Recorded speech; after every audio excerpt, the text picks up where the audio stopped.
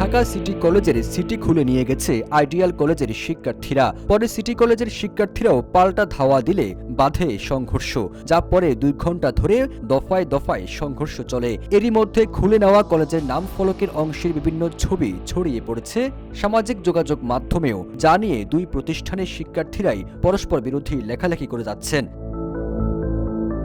তুচ্ছ ঘটনা এবং আধিপত্য বিস্তারকে কেন্দ্র করে কথা কাটাকাটি, এক পর্যায়ে তা পৌঁছে ইটপাটকেল নিক্ষেপ এবং ধাওয়া পাল্টা ধাওয়ায়। পরে পুলিশ ও কলেজ প্রশাসনের হস্তক্ষেপে গত বুধবারে ঘটনা ইতি ঘটলেও সেই ঘটনার জের ধরে রোববার আবারও উত্তপ্ত হয়ে ওঠে 2 কলেজের শিক্ষার্থীরা। এদিন বিকাল 4টায় ধানমন্ডি আইডিয়াল কলেজের শতাধিক শিক্ষার্থীরা লাঠিসোঁটা নিয়ে ঢাকা সিটি কলেজের নাম ফলক থেকে সিটি খুলে নিয়ে যায়।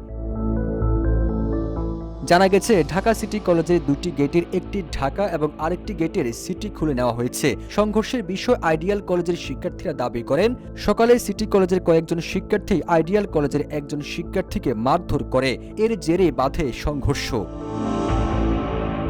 হামলার বিষয়ে প্রত্যক্ষদর্শীরা জানান, আইডিয়াল কলেজের শিক্ষার্থীরা লাঠিসোঁটা নিয়ে একসঙ্গে ঢাকা সিটি কলেজের সামনে এসে অবস্থান নেন। পরে ইটপাটকেল নিক্ষেপ করে এবং লাঠি দিয়ে আঘাত করে ঢাকা সিটি কলেজের নাম ফলক খুলে ফেলে। এতে সিটি কলেজের শিক্ষার্থীরাও বিক্ষুব্ধ হয়ে পাল্টা আক্রমণ করে এবং সংঘর্ষ শুরু হয়। ফলে পুরো এলাকায় তৈরি হয় আতঙ্ক।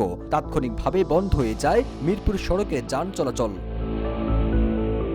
এর আগে গত 5 ফেব্রুয়ারি দুপুরেও এই 2টি কলেজের শিক্ষার্থীদের মধ্যে কথা কাটাকাটির জেরে হাতাহাতি হয়। এক পর্যায়ে ওই দিন দুপুরে ইটপাটকেল নিক্ষেপ এবং ধাওয়া পাল্টা ধাওয়ার ঘটনাও ঘটে।